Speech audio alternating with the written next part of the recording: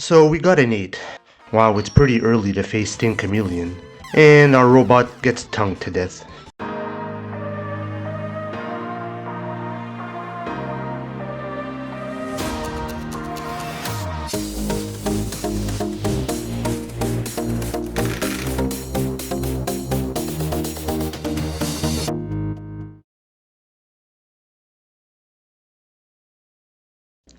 Hello everybody, and welcome to the first episode of Creative Gaming. This is a show where we'll inject a bit of RNG into our playthroughs, either for challenge purposes or just a new way to play the game. Today we're going to start with a classic, Megaman X. Mega Man. I've always been a fan of the classic series as well as the X series. I played the very first Mega Man when I was about 9 years old. It probably kicked my ass, but I played each entry in the series as they were released to us in North America. I was a teenager when Mega Man X came out. A Mega Man game for the Super Nintendo? That has to be good, how could that fail? So I played the game, loved it, eventually beat it, and I remained a longtime fan of the series. So today I'm gonna challenge myself. I have my trusty dice here, and you can probably try this challenge as well. I'm gonna use an 8-sided die. Maybe you don't have an 8-sided die, but you can always go online and find some RNG sites. So here are the rules for this playthrough. The roll of the die determines which maverick I will tackle. So 1 would be launch octopus, 2 would be chill penguin, so on and so forth. Very simple. If I roll the die on a level I've already beaten, then I have the choice of going back to that level if I want, whether to collect heart tanks or whatever. If I don't want to go back, I can roll again. So I can't go to levels, whether they're beaten or not, in any order that I want. It's all decided by the result of the die. Once there's 1 maverick left, I don't have to roll the die to get to that level. However, I can roll the die one last time before or after that last maverick level for one final revisit to a level. After that, it's on to the Sigma stages. Finally, I will allow myself 1 cheat or reroll. It's like a lifeline in Who Wants to Be a Millionaire, if anybody remembers that show. If I feel like I'm stuck or can't pass a stage, I can access this cheat code to roll to another level. Maybe I won't have to resort to this cheat, but it's there if things get rough. I'm gonna put on a death counter as well. No special reasons, just to keep track. So this playthrough could be interesting because I could be going to the Sigma stages without all the heart tanks or special body parts. It all depends on how lucky I get with the rolls of the die. Ready? Alright, here we go. Yeah, listen to that banging intro, so cool. So we have an intro stage to beat first. The first roll of the die will happen once we get to the stage select screen. And yes, this is the Switch version, and no, I do not have Hunter's mode on. When Capcom wanted to bring the Blue Bomber into the 16-bit era, they went all out.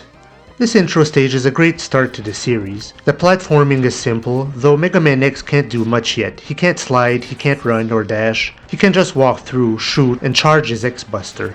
A few enemies in this stage, nothing hard to deal with. This giant bee is like a mini-boss, but it's pretty easy.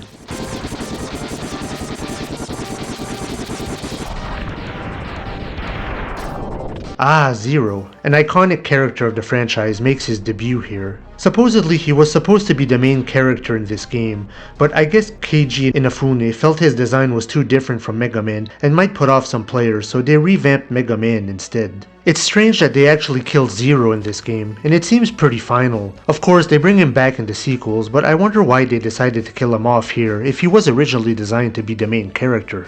Anyway, with our intro stage completed, we're on to the 8 Maverick stages. So, before I roll the die, I should take out the quit button. The most feared button on the internet. Every gamer's worst nightmare. The dreaded rage quit button. The most humiliating button to press on all the internet. Luckily, I've never had to press this button. He's lying. For those of you who are familiar with this game, you normally want to start with the Chill Penguin stage, so that's number 2 on our rolls here. You get the mandatory dash boots, which is essential for the X series, and makes this game much easier.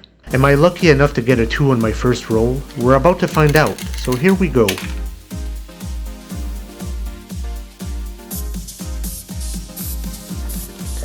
Okay, I rolled a 5, so that's the Storm Eagle stage. Okay, so this isn't a bad stage to start on. The Mega Man games have really good soundtracks, and this one is no exception.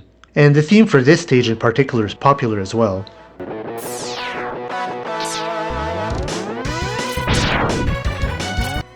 Oh, this part is a little awkward, but nothing too difficult.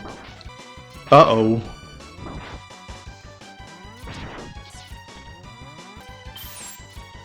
Okay, we got an energy tank early on.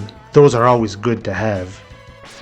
So the helmet is located here. It's kind of a dumb piece of equipment. Allows your head to smash certain blocks like Super Mario. I don't think I can get this yet though. I'll need the dash boots. Alright, still going through the level. Nothing too remarkable or difficult. So here I am at the boss, Storm Eagle. He's actually pretty easy, even if you don't have the dash boots. You want to stay near the middle of the plane as much as possible, so that his attacks don't push you off. But otherwise he's cake. I really like his weapon too, the Storm Tornado. This weapon wrecks shit up. Some people love the weapon, some people don't. I love it though. And with that, our first Maverick is defeated.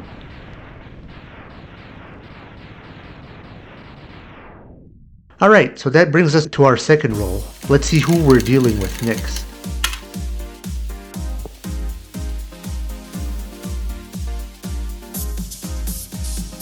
Okay, an 8. That takes us to the Sting Chameleon stage. Okay, so this will be more challenging than the last level. I haven't played the Megaman X games in a couple of years or so I'm probably a little rusty. There's a heart container here, but of course I can't get it. There's an armor upgrade up there as well, but I can't get that either. These falling blocks are hard to avoid, especially if you can't dash. We're gonna have to muscle through this shit.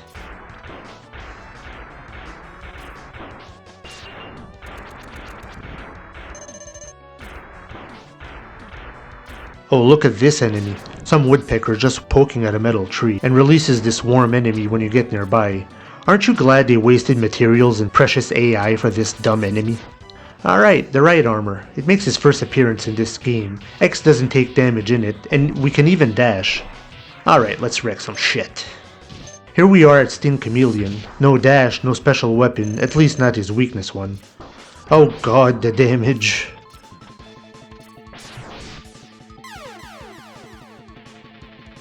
Alright, let's try this again. Apparently his tongue does more damage than spikes or a bomb.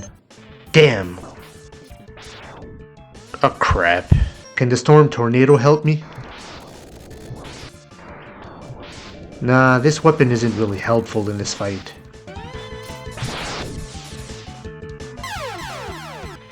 And robot death by tongue. F you. F you. F you. Stop that. Shit, don't tell me I'm stuck already. I can't hit the rage quit button this early. I still have a cheat I can use, but do I want to use it this soon? Phew, I got you, asswipe. Well, that shot my anxiety up. Phew, at least I got him without having to use my cheat. Even if I get a game over, that doesn't free me from this level. I would have to do it again. Okay, time for the next roll. Hopefully we can get that 2 sometime soon.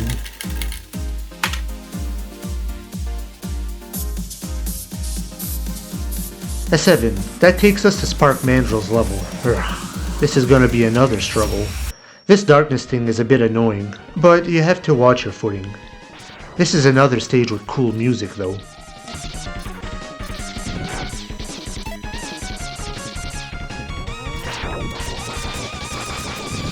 Oh gosh, this thing, and without my dash too.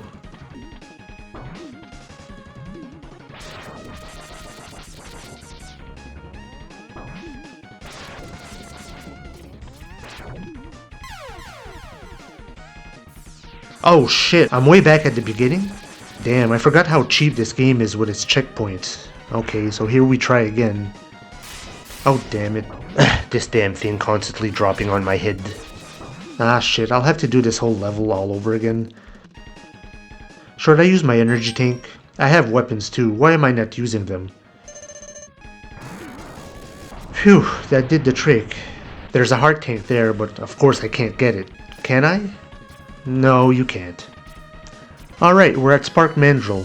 No ice weapon, no dash boots. We can't take advantage of the Spark Mandrill syndrome.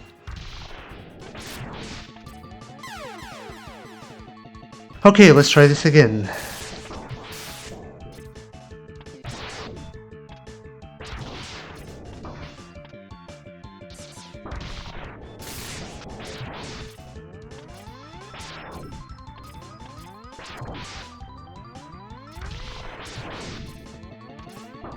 Oh shit, that's a lot of damage.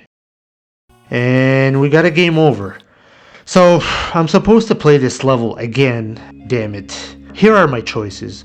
I can suffer through this long level again. I can use my one-time cheat to roll a die and get another level, or I could hit the quit button. But why hit the quit button if you haven't used your cheat? Very true, although on a reroll I could end up with a worse level, like Armored Armadillo or something. Oh man, I'm scared. I'll be the laughingstock of the internet if I have to quit this early. Alright, I'm gonna use my cheat and see what happens.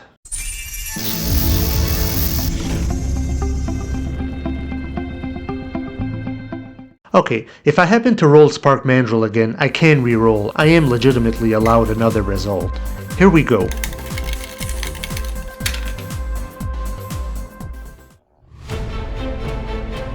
Oh, hallelujah! We rolled a 2! Wow, I can't believe it. Now we can go to Chill Penguin stage and get those juicy dash boots. This should give me a fighting chance. That was lucky, especially on my cheat roll. And yes, all my rolls are legit, by the way. He's right, folks. Dylan takes his RNG very seriously. Phew, I was worried I'd have to quit this playthrough before half the game. I couldn't allow that for a Megaman veteran such as myself. This section is a little annoying, like the original Donkey Kong, just going left and right and climbing and things rolled towards you. Phew, this is quite a jump. I just keep missing it and the enemies just respawn.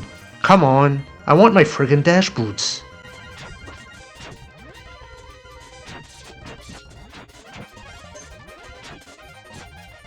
Alright, here we go. This is what Megaman X is known for, the dash function, and climbing walls of course. Alright, Chill Penguin. He's actually a pretty easy boss, though sometimes new players might struggle a bit. But when you get his pattern down, he's not too difficult. It's interesting how it's impossible to ever fight this boss without the dash boots. You will always have these boots when you fight this boss. By the way, did you know that if you dash and fire a shot, it does 2 points of damage, the same as your charged X-Buster? A lot of players familiar with this game use this to their advantage. And Chill Penguin goes down, onto the next stage.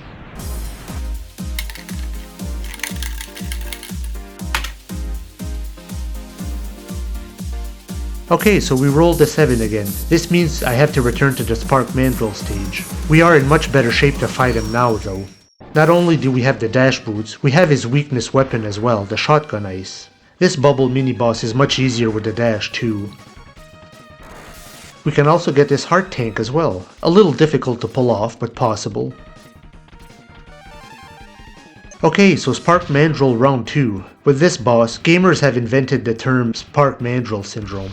You see, in past Mega Man games, whenever you used the weakness weapon against the boss, it would hurt him more than usual, but it wouldn't affect his pattern at all. Like, they would have no reaction to it. This game introduced a stagger effect, or special reactions when hit with certain weapons. In this example, Spark Mandrill is pretty much a sitting duck. If you time your shots right, you can just freeze him over and over. Having these reactions can make some bosses easier and more redundant to fight, but at the same time I like when a boss or enemy has a particular reaction to some weapon. And just like that, Spark Mandrill goes down. Definitely much easier this time around. Alright, time to roll again. Okay, a 6. A 6 brings us to Boomer Quanger. This is one of those more vertical levels, so the challenge comes from climbing and making your way up. Everybody seems to love the music of this stage. I think it's okay, not really my favorite, but it's kind of a cool, goofy technology type of level. Ah, this part. You have to watch the spikes, and these enemies keep hitting you in the head. Ouch.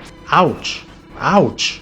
We have a heart tank here, but oh damn, I don't think we'll be able to get it. You need to either use the boomerang cutter, which is obtained from the boss in this level, or you can charge this shotgun ice to create a platform that slides along the ground and gives you leverage to jump to the side. But you need the X-Buster special part that allows you to charge the special weapons. Here we are at Boomer Quanger. So I don't have the special weapon to take him down yet. He shouldn't be too difficult. He's more annoying than challenging. Okay, stop disappearing, you friggin' moron. Ugh, stop that. And there we go, he's dead meat. Okay, so this playthrough is going well so far. The idea of quitting actually crept into my head a couple of times, but things are looking up. Join me in the next episode where I continue my playthrough. Do I have what it takes to beat the game, possibly without all of the special items? Keep gaming everyone, and see you in the next episode.